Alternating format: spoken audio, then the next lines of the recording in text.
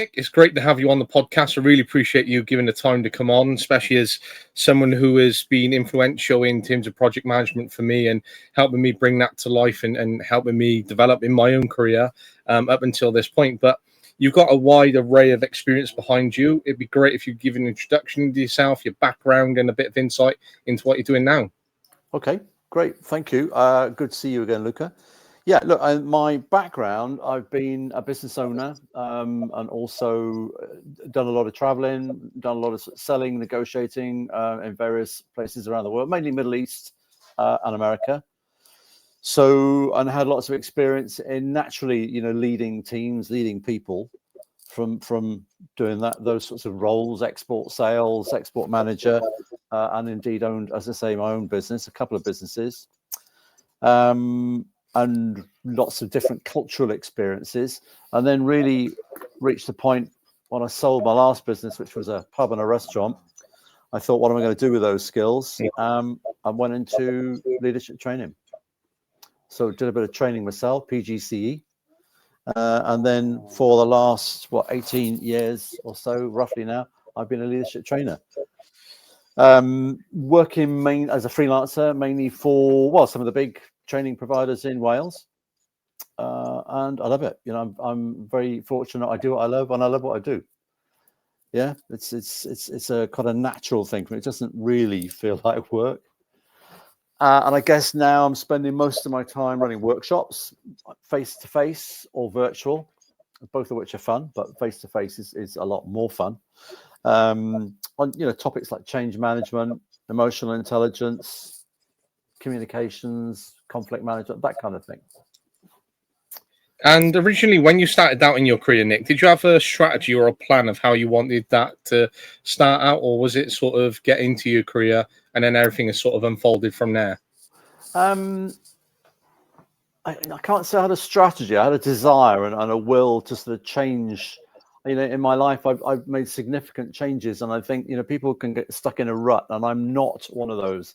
I'm more than happy to dive off the edge of the cliff and think I'll do something completely new, sort of like reinvent yourself. So going from being a owner, proprietor of a pub and a restaurant to being a leadership trainer was a step. So, but I did strategically plan what training I would need in order to be able to do that.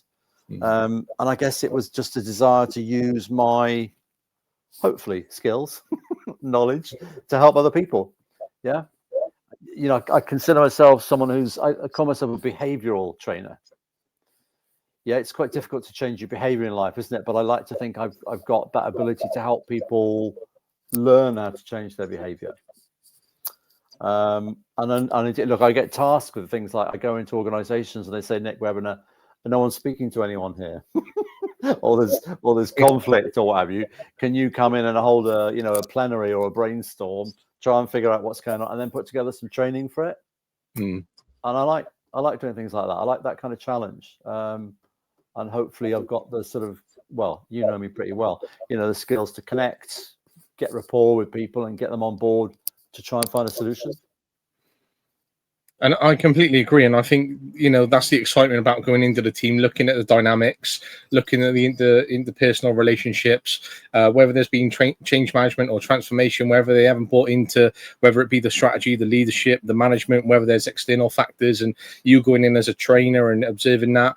You get to unearth some of these different decisions, then you sort of get to act in a position where you can feed that back to the management who have asked you to come in, and then also be able to impact those where you've been able to engage with them through your experience and what you've been able to do as well. So it is fun being a teacher. It is fun being able to educate others, especially if you've seen that growth and impact. And certainly as you've been able to be tasked with going into something, seeing what the outcomes of that have been as a trainer from your experience. Yeah, look, I do things like I made some notes before we had a chat, kind of things. You forget what you do, don't you? But recently I was asked by Apprenticeship Wales training company to put together a management academy for them, which I did, and we based it loosely on Stephen Covey's 7 Habits of Highly Effective People, and that was fun because that's looking to change behaviour of the senior management team there, and we had a lot of fun with it. As well as the leadership thing, and you asked me sort of what I'm doing now. I've got a new route that I'm taking as well here, you want to go into that now, or Yeah, no, let's go into it, mate.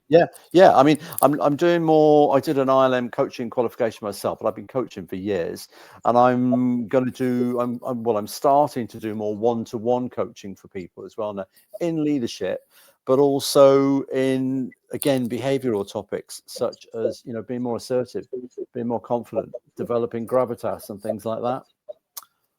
And indeed, I created some courses. So shortly, I'm going to be going online on a platform with that. But yeah, I'm excited about a new route I'm taking. No, it sounds exciting. I love the fact that you talk about like coaching there and that one-to-one, right? Because that's something which I've learned on one of the modules on my undergrad. I've been sports coaching for years, and there's a skill within that. But I think coaching people one-to-one is very different in terms of that performance and looking at themselves as a person, and taking that away from sports in itself just as coaching, and looking at that as a package.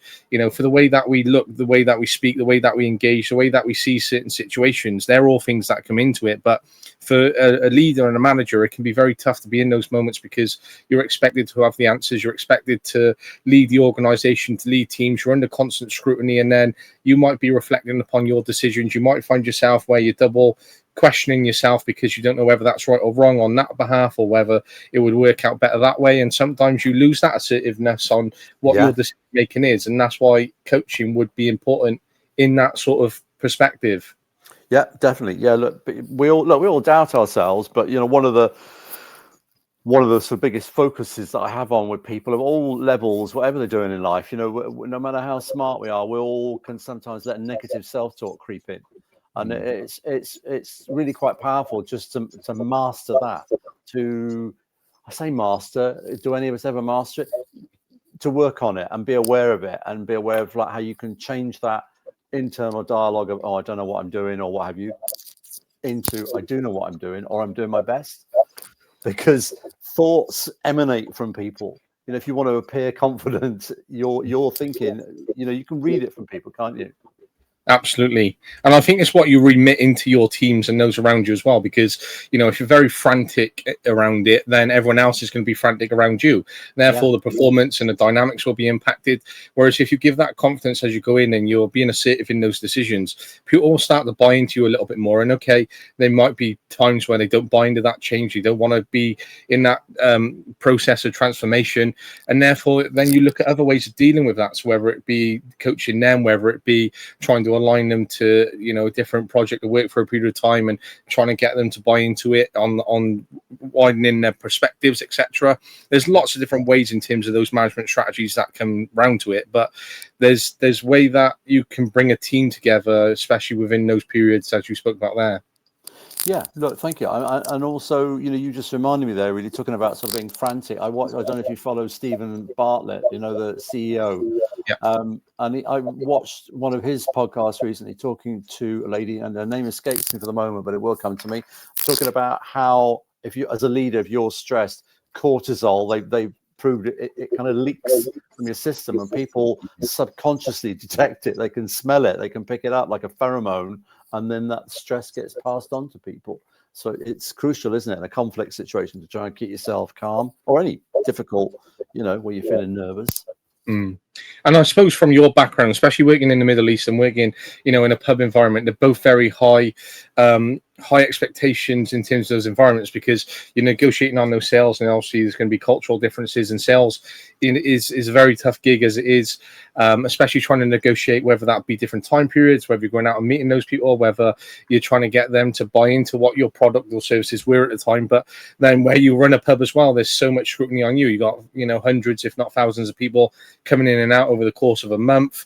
You know, you got all the members of staff coming in, you got your performance, you might have your geographical location impacts where, you know, there's been road closures and works going on, so people can't travel to the pub. Then there's economic climate and things like that. So when you've been in those situations yourself, running those environments, and they are frantic environments to be in, especially a pub, when you look at the amount of people which are in there in one time, like, how did you manage that yourself when you were in that period? Well, it's the swan principle, isn't it? It's like, you know, it's looking as if you're gliding gracefully across the lake, but underneath you're paddling like crazy, and that's it's keeping a calm exterior. And yeah, you got to, in a busy pub, But I guess there's an element of a little bit, I don't know, showman, maybe not so much that, but I quite liked it. I quite enjoyed that. I quite enjoyed being the front man and being sociable and hospitable with people. But yeah, you've got to keep a cool head, even while inside you're thinking, of all the things you've got to do. But again, that's leadership, isn't it? And it's not taking out your stress on your team. It's keeping calm with them as well. And what you said there, hospitality, I like the way you say that, because you're taking that into your leadership and your coaching, which you've done for years, and you're training, because as you're going into those organizations, you're bringing those groups together. You're creating a situation where it is hospitality. They're coming in to learn off you. They're being paid to be on these workshops. So how do you make them feel welcomed? How do you make them feel engaged? Because automatically you might have, these members of staff coming in, and there's always going to be that typical, another day of training, another training course, or how is this relevant to me? But sometimes then, as a teacher or trainer, you can be there and you feel that coming off them. And you're like, am I going to meet their needs? And then you start questioning yourself over whether your content has been engaging enough in that moment. Yeah, you can do. Yeah, look, I'm without sounding immodest, I like to think I'm engaging and keep. Obviously, occasionally you get someone who's sat there like, I don't need to be here. I know all this, and I challenge that kind of thing head on, because what I do is learner centric. I do lots of different things in workshops to keep people engaged. And I hope I'm pretty good at creating rapport with people, but I'm also pretty quick to find out, look, if you're not motivated, I will find out why you're here. Has someone put you on this course? If you don't want to do it, it's best not to have someone present who's negative and doesn't want to be there, because it can detract from the whole experience of everyone else. I mean, I'm fortunate what I do with leadership. Most of my work is with the Institute of Leadership and Management, and most people who come on that want to attain the ILM qualification. But yeah, look, I'm mentally equipped and behaviorally, I know how to deal with people who don't want it and will challenge it. And I think that's important to certainly challenge it as well, especially if it's going to affect, especially your dynamics, and it might impact the outcomes which you plan for that. But where you talk about the Institute of Management, and you get those individuals who want to progress and they want to get the insights into management, like what are some of the things that you will cover on that type of course or training? Okay, so look, if someone's doing an ILM level 5, which is one of the topics that I cover, that's equivalent to sort of first year degree, and they will look at things like financial management, not exciting, but part of it, but more interesting things about innovation, change management, quality management, and management communications, and how to be a leader. Looking at different ways we behave as a leader and reflecting on it. There's a lot of reflection in ILM and considering, did I handle that right? And emotional, having the emotional intelligence to be able to read people, manage people, display empathy, be able to sort of pick up on a mood in a room, as it were. So there's lots of sort of interesting different facets of it. And emotional intelligence is something I really enjoy doing, because that really, you see light bulbs going with people. Oh, that's why I was behaving like that. That's why that situation went wrong, or that's why it went right. Yeah, fascinating. Yeah, absolutely, I agree, mate. And it's how you unpack that as well, in terms of looking at the personality of the individuals, looking at what behaviors they exhibit, and perhaps some of the bad habits which have come in over time from what they've picked up, but also what they put into their team as well. That's why their team isn't performing, or their team is afraid to go and speak to them, or why some of the issues aren't addressed within that. So when you're looking at those reflections, is there a particular model which you look at and base things off, or is there a certain type of format? How does a reflection look, or what should a good reflection look like? Okay, I mean, look, there are models. I mean, there's the Kolb, Kolb, his model, but and there's another one as well. I can't name Kirkpatrick, I think, about reflecting. But look, just generally, I mean, I also run workshops on coaching and mentoring. It's just having the, if you like, honesty with yourself to look back and think, did I handle it right? And look, most of us, and again, this is one of the major causes of conflict, we all have an inherent and deep desire to be right. But you've got to have some emotional maturity and humility to kind of figure out, maybe I got that wrong. And that is the kind of thing that I'll bring into workshops to make people more self-aware and think, oh, maybe I got that wrong. And it's okay to get it wrong. If you're a real leader, you're humble enough to go, do you know what? I mean, I'm trying things, which is good. I'm not just sitting back and I got something wrong. I'm aware of it. I can rectify it. Yeah, it's looking back and thinking maybe I was autocratic in a situation because I was panicking, whereas I should have hung back and thought, no, let me give it to them to figure out. And those are just leadership skills that people, let me say, I take them down a path so that they kind of figure it out for themselves, but I'm dropping in hints, as it were, rather than telling them. And I think that's one of the most important ways of learning, right? Is letting them have that guided discovery where they're able to go down that path, work things out, come back and have that reflective time with that one-to-one coaching, and then look at what they might do next time in that situation, or maybe address some of the decisions which came into play, and then looking at, right, why didn't you select that decision? Why did you choose this one over that one, for example? And that's the real exciting thing about A, reflection, and B, coaching within the process, because you get to unpack that even more, but you also delve into the psychological analysis of someone who is in those high pressure situations. Yeah, absolutely. And look, that's really the nub of what coaching is all about, isn't it? I mean, you're almost kind of turning people's questions back on them, but it's easier if we self-discover, even if we got something wrong, and we kind of go, oh, do you know what? I think I've got that wrong, rather than someone tell you. You're more likely to take it all on board if you figured it out for yourself, but without realizing perhaps you've been taken down a path to help you realize that. But that is what coaching is about, isn't it? And also what we're getting right, and metaphorical pat on the back.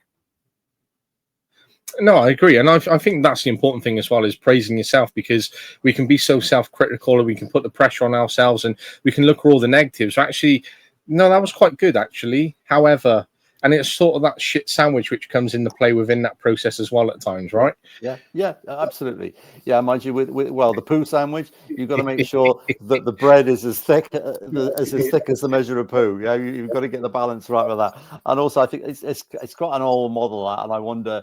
I think if you start buttering people up, they're immediately aware, oh, I'm going to get the poo sandwich coming in, and they're ready for it, So I'm not sure it works anymore. But and when you look at the traits of a leader upon these courses, are there some common traits where you would say these are top 3 of high performing leaders that you consistently see?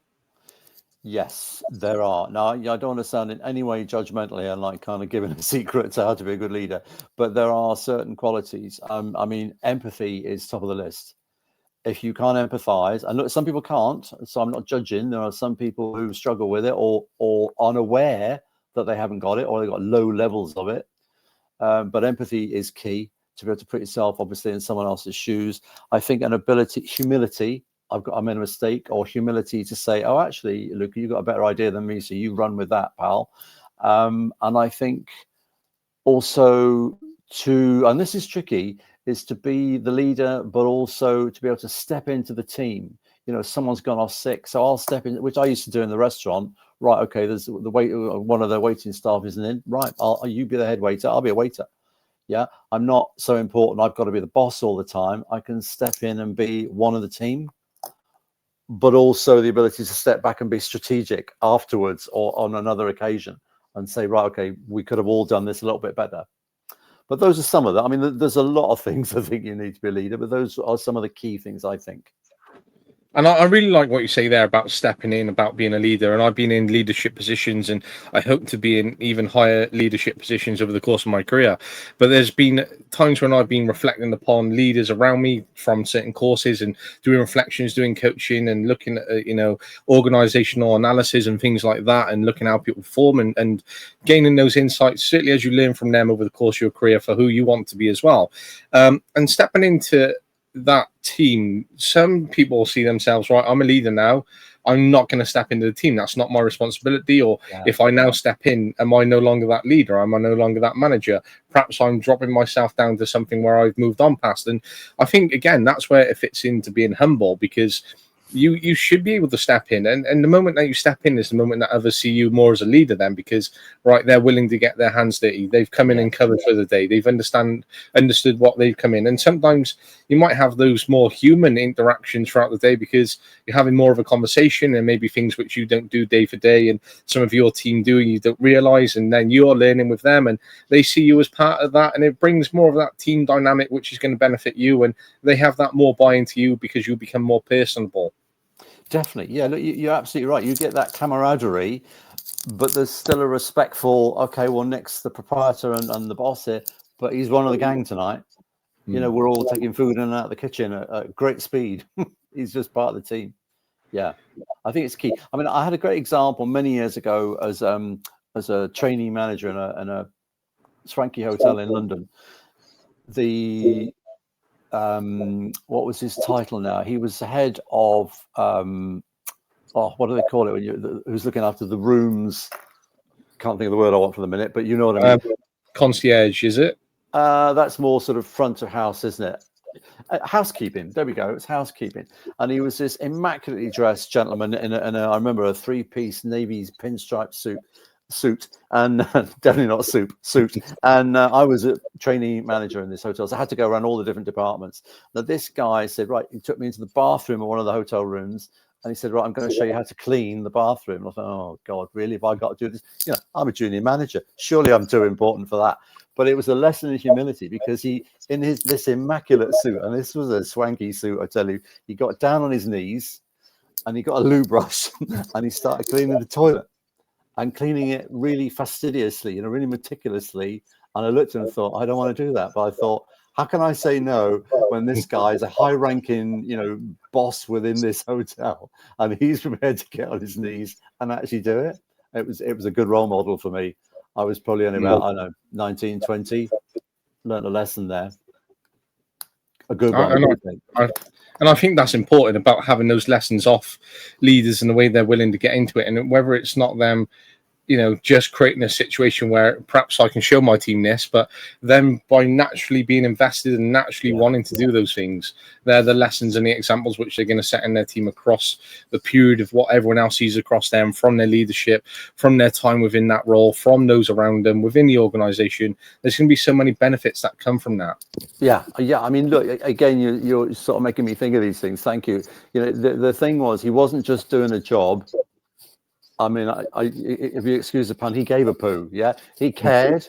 Yeah, and you could see he cared. I'm doing this not just to show you. I'm doing this, and it has to be done properly, and it has to be like this. And I care about the standard that the guests coming to this hotel get. Yeah, really, really stuck with me as a life lesson. That. And again, it would have been the same for when you were in the pub as well, because as much as it would have been frantic and covering for team, and especially if you had someone drop out last minute and there's not much you can do at that point other than just deal with it, then again, you're within that situation where you're setting a standard for those around you, because, right, okay, I'm on the floor with you. This is what usually wants to happen. Actually, what does this look like? How can I improve that? And having that standard, I think, is so important, being able to see others around you. And again, as a manager, you might go, right, they haven't achieved that standard. Right, let's get performance management in straight away, or let's get down onto them straight away from a disciplinary, or whether I come down hard on them. But actually, coaching would come first. Actually, you didn't achieve this standard. Why didn't you achieve the standard? And just having that kind of conversation, okay, perhaps they didn't understand it, perhaps they're working in a way where they don't have that experience, rather than just always looking for the performance first. Look at why. Look, again, you know, you talk about leadership. I think if you're a good leader, rather than go to blame people, and a bit of a sweeping statement, and it doesn't always apply, but I think you should look at it. If someone isn't performing, maybe you've got it wrong. Maybe you haven't put them in the right role. Maybe you didn't train them properly. Maybe you haven't listened to them and there's something they can't do, or they don't like, or they don't understand, or you haven't read them properly and they're too shy to tell you they don't understand.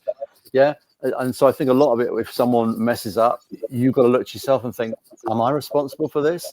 I mean, okay, maybe not. They might just be lazy or unwilling. But I think you've got to look at yourself first if you're in a leadership role and say, maybe I haven't led them down the path properly here. Yeah. And I've had one great leader like that, a head teacher, and she had a program where she moved all of us into one team and moved us into a new building. She had a vision for how that wanted to work out. And unfortunately, there were some external factors. Unfortunately, some staff left, and it impacted the provisions and impacted the performance of the team, and led to different team dynamics, and led to, you know, financial impacts and things like that. And unfortunately, some things weren't delivered which she had planned. But it was one of those where if she had stayed with it for another year or 2 years, it could have been this great program. However, she sort of went back and changed it entirely and took the team back from where it originally was, from where it went to back to where it originally was. And it's one of those where she could have stayed with it and pushed it forward for another 2 years and really believed in that vision. But she also was relentless in that decision of reflecting, right, this hasn't quite worked how I wanted it as much as I wanted to within this period. Actually, I want more of a result because I need the impact because of all the other scrutiny surrounding me. I need to take this back and then drive it from this kind of standard. And so she and you can question that, right? Because she's sort of gone back on her vision and her leadership.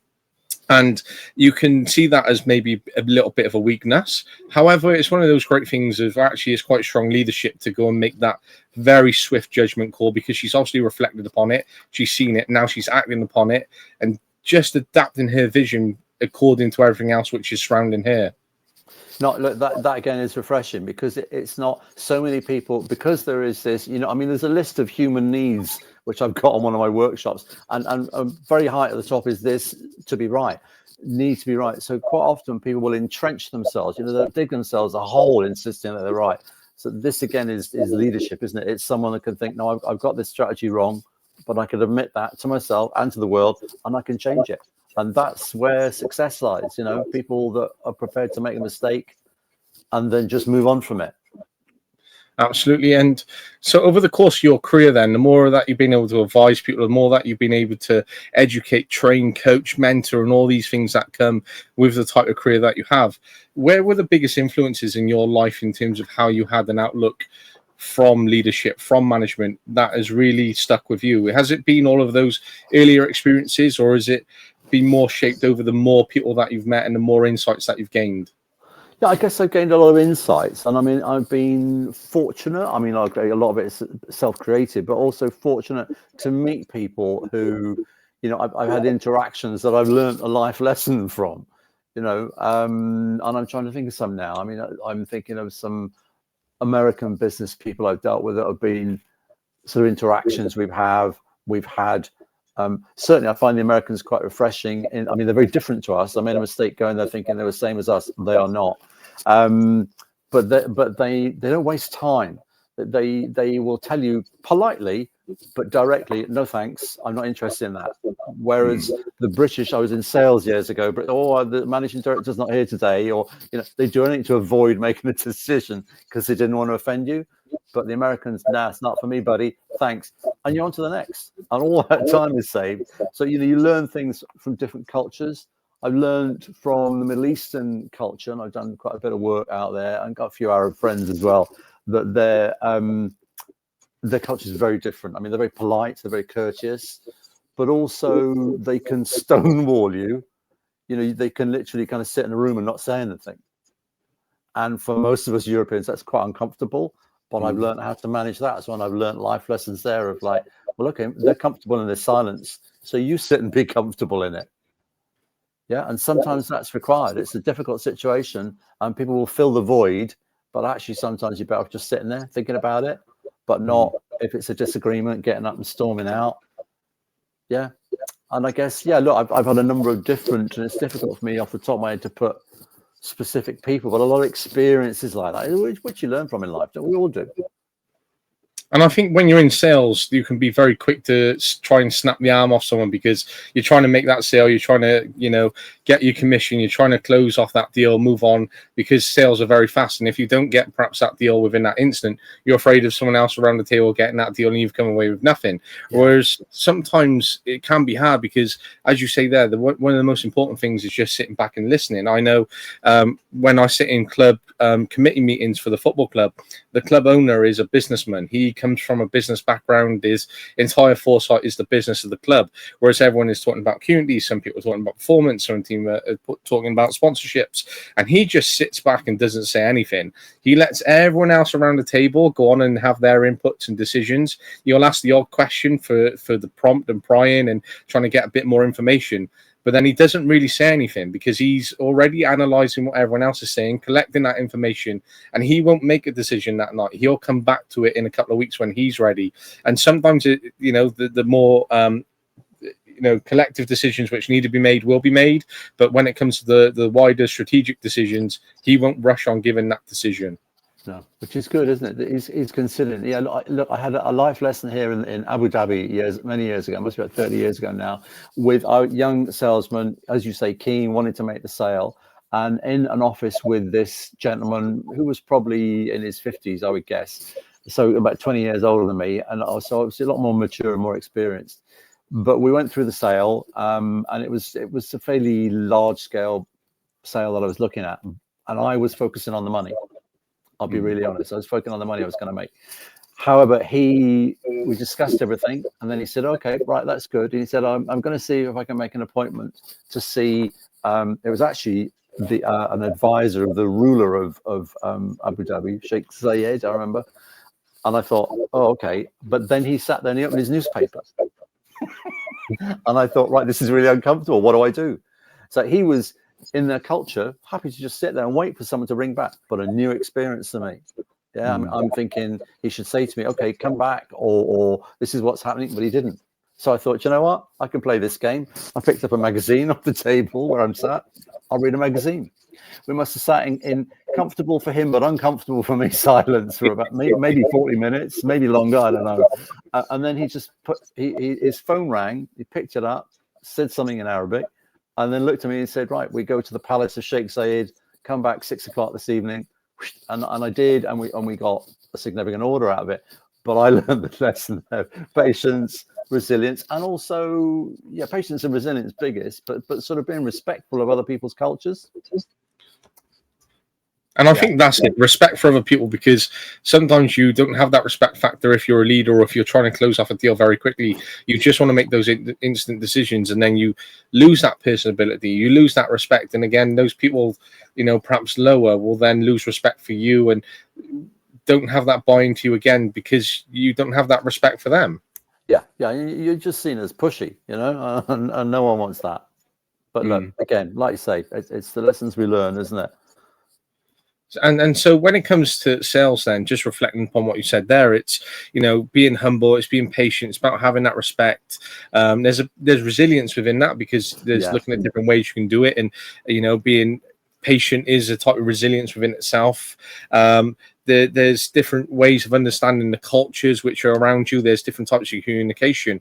But when you're looking at other sales with other different types of businesses, organization, individuals, all the different personalities which you're going to come against, was there like one golden rule or one thing which stands out for you when it just comes to sales, where you would always take that with you, or would it just always be adaptable to every sale? There's a few things that you take in with you. It's important to create rapport with someone. You want to find common ground. You want to make sure your body language is appropriate, positive. You're looking them in the eye. We haven't got any crossed arms or anything like that. So that's key. And I think I did a Dale Carnegie course many years ago. I don't know if you've heard of him, Dale Carnegie, but that was enlightening. It's take a genuine interest in the other person, and I like to think I still do that. Because some people ask questions, but you can tell it's lip service. But if I ask people a question about it, I genuinely care, and I will remember it as well. If I see them a month later, I'll say, "Oh, how was your holiday in Spain or what have you?" And they look at me sometimes like, "God, how does he remember that?" But I think that's key in sort of connecting. And also, again, you develop over years a strong reader of body language. You can pick up, not from everyone, but from most people, just simple things like, if they've got their arms folded, it's a barrier. The minute they lean forward, whether it's an elbow on a desk or an elbow on their knee, you've got them. They're interested. They've gone from, "I don't want to know," to, "Oh, okay, right, I can see something here." Yeah, and you pick up on things like that in sales, which is a life skill you take forward into leadership. You can tell those people who are holding back, don't want to know, into, "All right, I'm in with Nick, let's go."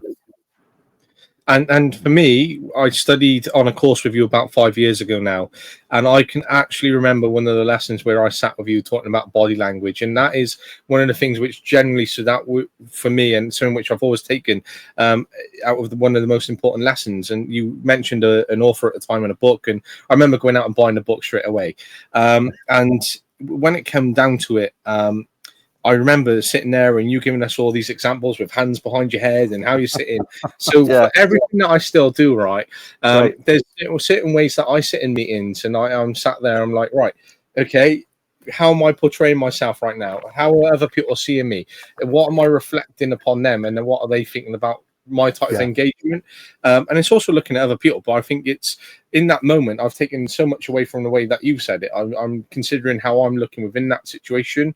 And I think that can be important as well. Oh, definitely. Look, great. It's heartwarming to hear that. Look, it really is. But yeah, look, you go into a meeting, and I'm sorry to be sexist, but it's usually a man sat with their hands behind the. Maybe subconsciously, but he's definitely displaying, I'm the alpha, I'm the important one here, and you all need to know that and acknowledge it. And it's not a good look. People don't like it, do they? Yeah, you're going to get people's backs up. So yeah, look, it's being self-aware. Even if you are the most important, you don't need to show it. You need humility in order to embrace people, because you will alienate people just by doing that. And I think that, again, that leads into one of my questions where I had it planned from a different perspective, but it leads in nicely because, if you're a leader or manager, I was going to ask you, how would you overcome conflict within your team? And one of the things is that you could do is when you're having your one-to-ones with your staff and team, it's about how you make them feel welcome to come and discuss these issues. Where I found, like, if you've got a desk and you're sat behind a desk and then the person's come in, they're sat on the chair and you're sort of looking down on them upon that, they're not going to want to explore these issues with you. Whereas I found if you have sort of two chairs side by side, you're a bit more open, you're a bit more welcoming, so a little bit more relaxed, then you're having more of a conversation, which again comes down to coaching. But they're more willing. I found if I've gone into a manager's office and I'm sort of sat down looking upon their desk, it's a bit of a weird situation to be in. Yeah, no, look, you remind me a bit of being a young man, like trying to get a loan from a bank. The bank manager would be deliberately, his seat would be higher than you'd be looking at, how much? And it's all psychology. But you're so right. By just aligning and saying you come and sit around the desk next to someone, it says, I'm alongside you. I'm here with you. We're doing this together. We're both trying to solve the problem rather than it's you versus me. And little things like that mean a lot, because we go then from a conflict to, rather than arguing against each other, you start to say, oh, we've got an issue, but we're now both focused on solving the issue rather than batting against each other. Yeah, subtle but key. And I agree. And I think that's important, right? And again, it's about that connection you make with that person. And if you can just have those little things where you remember, as soon as they come in, instead of going, right, let's get straight down to performance, or how was your event on Saturday night? How did that go? And suddenly they've relaxed a little bit more. They're more willing to open up to you because you've taken that interest in them and remembered it. And it will change the dynamic of the conversation, because someone might be so high up before they've walked in because they're so upset. They've got all these situations where they've built up that energy and it is festered within them. And you've just sort of had that conversation, and it might still be within them somewhere, but they've come down just a notch or two, and that's going to make a bit of a difference for how the course of that conversation and communication will go. Yeah, absolutely.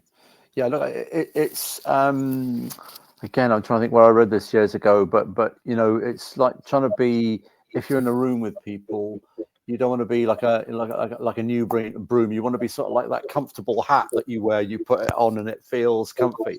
That's how you want to be with people. Sure, there are times, that's to get the best out of people. Sure, there are times when you may need to be, authoritarian in a leadership situation, but you want people to feel comfortable around you, comfortable they can speak up, speak out.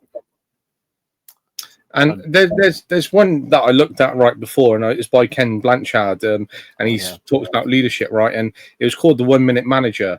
So 1 minute, 1 minute reprimand, 1 minute of positive feedback, 1 minute of negative feedback, right?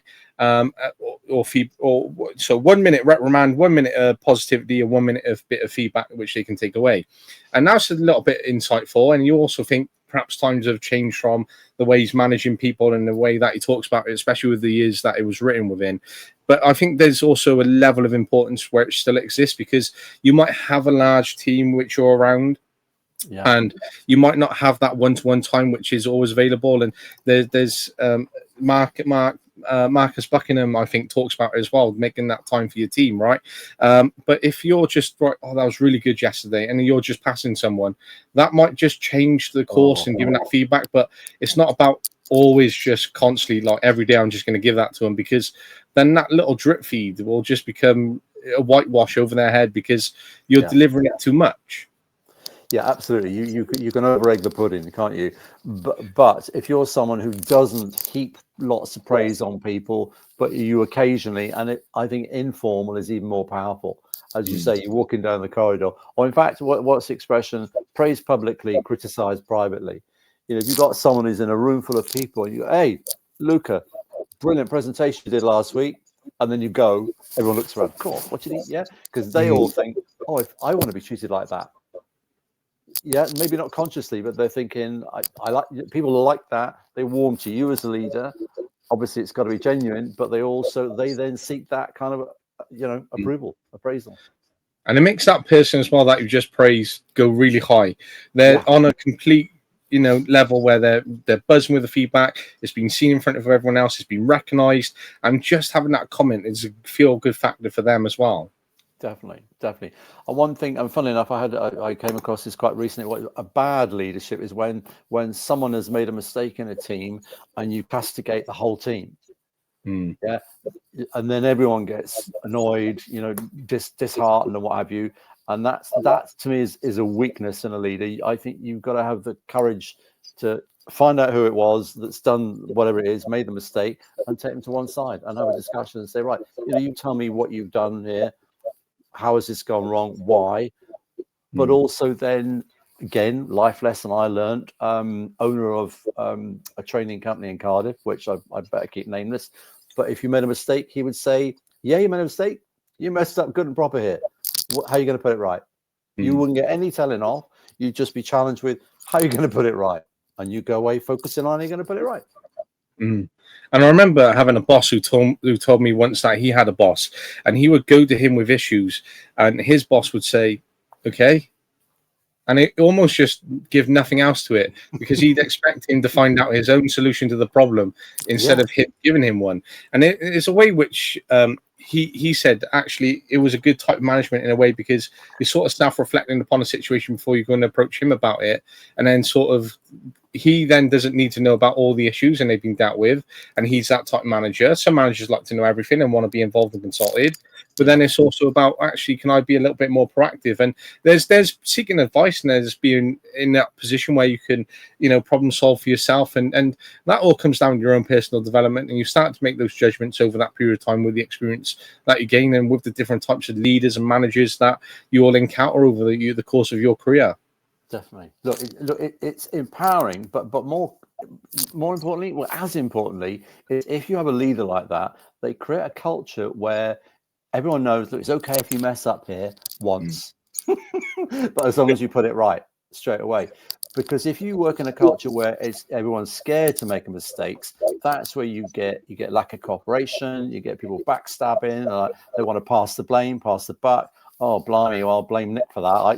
That's my mistake, but I'll make it look like he did it. And that's not constructive, to a good work ethic ethos, is it? Whereas the other one is, where people know, okay, look, if you make a big mistake, you don't get telling off, but you get challenged with, put it right. And it's okay because you've learned from it. Yeah. And then you get people challenging themselves then, because they're finding it easier to hide away, and they also don't want to work part of a team because they don't want to take that blame. They don't want to be in the culture of that. It's easier for them just to stay with themselves and not have that team dynamic. And then that affects your whole performance again, the culture which you have within the place. And people just don't want to come into the workplace then. And there's all these other external factors. Yeah. I mean, look, I go into lots of different organizations and companies, businesses and what have you, running workshops, and I can tell fairly quickly once you start talking about the leadership, what is it, a culture where it's okay to make mistakes, or a blame culture? You can pick up on it very, very quickly, and the one where it's okay to make a mistake is a positive team. Yeah, positive team culture. Absolutely, and we've looked at the dynamics. We looked at evolution of leaders over a period of time and how they can continue to learn, especially with the importance of coaching there, and looking at ways that they can have different types of body language communication, their different types of feedback. But one of the things which I was really fascinated in is looking at the teaching and training and learning ways of ones that the way that individuals can develop over that period of time. And we touched upon that in a different way, whether that be learning or guided discovery learning. But one of the phrases which I loved, which I read upon one of your profiles, right, Nick, is accelerated learning techniques, enabling participants to self-discover and absorb the content. Now, how important is that as a trainer when you're in a room and allowing others to absorb that content? And how would you, understand if they've understood what you've delivered to them? Okay, well, look, again, this is quite simple. I mean, it sounds fancy, accelerated learning, but there's obviously, I'm sort of applying to different learning styles and making sure I've taken in people's visual, auditory and things like that. However, what I really think is important here is that most of us, if you're in a workshop, for example, and someone presents a theory or a model to you, you've got to listen to the person telling you, look at the diagram and ingest all this, and you've probably not got a lot of time to think about it. So really simply, I think most of us, again, we like to self-discover. So in my workshops, I give people the time to say, right, in a minute, I'm going to talk about XYZ theory. So why don't you Google it? Why don't you look on AI, see what it tells you on there? You have an understanding of it, and then we'll get together. And here I think this is crucial, relate it to you. Let's look at this theory. How does that affect you? Where does that come into play in your life or where you work? Because if we contextualize things, we're more likely to relate to them and understand them, aren't we? And remember them. So I think it's important to give people a heads up, if you like, a chance to self-discover. And then also they come into it more willing, not thinking, oh, God, another theory from ILM. It's, oh, okay, this looks interesting. I see how this works. This is a clever idea, and I can see where it applies to me. And I think self-discovery is very important. And it's part of where I'm at in my life right now, because I'm on a course to learn and develop over a period of time, but then you're on a sort of curriculum or on a pathway or on a scheme of learning where you have all these different models and ways that you're being taught and different expectations which you're going to have for your success criteria or outcomes and things like that, right? But then there's also looking at that self-discovery as well, working out what works for me upon this course and the type of person that I'm trying to become, but also then trying to make that compatible with the expectations of a course within that, which can be difficult at times because you're trying to learn for yourself, but you're also trying to meet the success criteria at the same time. Definitely. Look, it is tricky. And look, again, with as much as I can, I will get everyone else in the group. And even on Teams, I manage to do this, get them talking to each other and draw ideas and concepts and their perspectives, because that people learn from that. It doesn't just need to be Nick Barton talking here. I'm facilitating, and you've got an idea, or you look at it from a different perspective, and someone else goes, "Oh, that's interesting."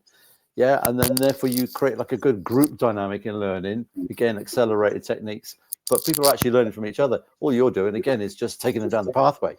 Yeah, but and I learn as well, which is great. I get people on and they look at something in a totally different way than I would, and I freely say, "Hey, that's really insightful. That's brilliant." So they love the praise, but I genuinely mean it. I'm learning. Other people then think, "Oh, that person's had a good idea." Yeah, it just creates a stimulating environment, I hope. And that's it. And the theory is the underpinning pinnacle of what we're learning at times, and will be the direction for what we want to get involved in the way that we read and learn more upon those things. And they may be the foundations, but then it's about going off and having those experiences and finding out what works for you as a leader, what works for you as a manager. How do you look at those different situations and how do you learn? And then your next step is, okay, you might already be level 5 qualified and you're managing a team and you're looking at performance, you've got all these different insights. What's the next step? Actually, the next step is being coached how to improve your leadership. And I think that is a layer which works within itself. And people forget, the next part of learning is more than your qualification. It is also that coaching where people don't even consider it. And the more that I've studied that as a course and a module, the more important that I've seen it in terms of when I've been football coaching, looking at the players and how I give them feedback and want them to improve as individuals and away from sport as well. When I look at coaching and mentoring clients, which I have, when I look at those on a course around me who don't have the same experiences as me and perhaps a little bit behind in terms of that experience, in terms of some of our placements, which we'll be on, and how I can coach them in terms of what to expect within that environment and how can I help that. So I think coaching is so important. I think that's a layer which helps you take those next steps. Definitely. Yeah. How many years have you been doing that as a coach in football? You do it, isn't it? Yeah, so I've been coaching now 13 years now. as a football coach? I bet you've learned a heck of a lot from doing it. People have learned from you, but you've learned a huge amount, haven't you, just from doing it? And it's just that constant learning. Although I have 13 years of experience and very experienced as a coach in that sense, even when I look at a session, for example, when I delivered one last night, I'm looking at going, right, how do I improve this practice for Friday? What am I doing next? Actually, okay, I have all this experience, but what do I want to improve on in terms of what I'm doing? So how I first started coaching to what I'm doing now is very different in terms of coaching style, coaching technique, coaching structure, the type of feedback which I give, how I engage my players, how I deal with conflict. It's all changed over a period of time. And okay, there was a time where I reflected and I felt perhaps I'm being a bit more systematic in myself. And I don't really like that because I feel that I become formulated in a way and a mold, and I wanted to break out of that mold a little bit because I felt I lost a bit of myself within that and that personability, because I felt the way that I worked within a system had been very systematic upon me, where I'd become so used to it and perhaps institutionalized over that period of time, you know? Okay. Yeah, look, I mean, that can happen, but the very fact that you're self-reflecting is key, isn't it? And you're being honest with yourself and not just going, oh, everything was great. You're thinking, oh, maybe I could do that bit slightly different next time, or I could handle that slightly differently. And that's, again, it's so important. That's that self-learning, isn't it? Absolutely. Nick, I've had such a great conversation with you, but before we go, I've got 2 questions left for you, if you don't mind. No, absolutely. Fine. Shoot. Fab. What does strategy mean to you, or what is your definition of strategy? Oh, okay. Well, I teach strategic business as well as another topic for the local college, as you know, College Gwent. And it's creating a pathway for your business, and having owned a business, it's seeing down the end of the line. It's like having, maybe you've got to travel from Newport to Aberdeen, and it's thinking, right, I need to physically work out what roads am I going to go down in order to get there. So that would be my best analogy. It's actually planning the route map to your destination and seeing it all the way. And also, I personally believe if you visualize it, that's quite powerful as well. So strategy to me is literally looking at the small details of how you get to the end. And again, there's much which we can unpack in that, whether you look at the vision of it and how you look at it, and visualization, which is important, whether road mapping would be a thing, whether project management, business strategy, operations management, quality assurance. And again, we've covered so much already within 53 minutes of talking, right? But there's so much more where we could really pull off more of these strands. And I think it's great where people can find out more from you and beyond these courses. But I know how impactful they've been for me, and that's why I wanted to talk to you. But it's also, you know, a whistle-stop tour of the insightful nature which you bring to the table, because that we could sit here and discuss so much of it, right? But where can people find out more about you and your future courses and engage with you, and perhaps if they want to do courses with yourself?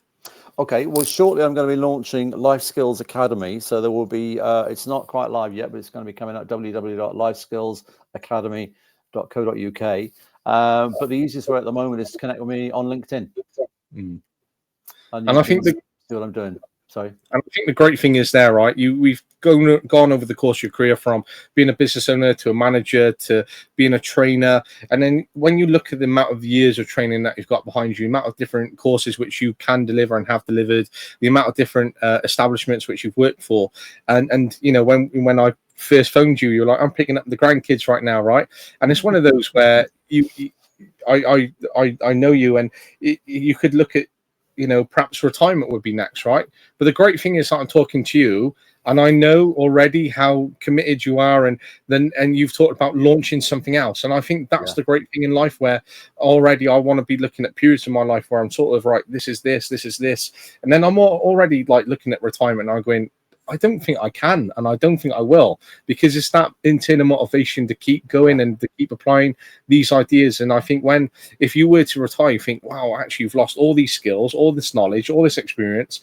And it's sort of sad when people retire in that respect, when you think about how much skill and knowledge is lost, and you lose a great trainer and teacher. Well, yeah, I mean, look, if you worked, I don't know, sort of like a really hard physical job, like maybe on a building site, I can understand someone thinking, I deserve to retire, but I haven't. I've sat behind a desk or stood in front of a room. I haven't worked physically hard, and I just feel I've just still got so much more to give, you know, to genuinely help other people. So why not? I don't want to let that. I don't want to sit and read the paper every day. I want to be doing something, making a difference. Absolutely, and mate, honestly, you've made a great difference on me, and I genuinely mean that, because Appreciate that. the way that the way that I got that body language, the way that I communicate, the way that I look at projects, and applying that hands-on and everything, which I see as a project. My team is my project. What I'm studying now is a project. The way I look at different things are all different projects for me. So I know how impactful that has been for me, but also to be able to establish a great relationship 5 years on, where you haven't just been a trainer, you haven't just been someone who got me through my course and qualification, but someone which I genuinely have much respect for, and now being able to engage with you in other ways in life where I'm really appreciative of you. Yeah, I appreciate you too, Luca. Thank you. No worries. Well, thank you, Nick, and especially talking, 8 o'clock at night, and after a long day, and how much of a busy man you are. But mate, honestly, I appreciate it, and I hope you take care. Well, you too. You're a busy man. I appreciate your time. Thank you very much. Take care, No worries. Luca. Thank you, Nick. Bye-bye. Bye.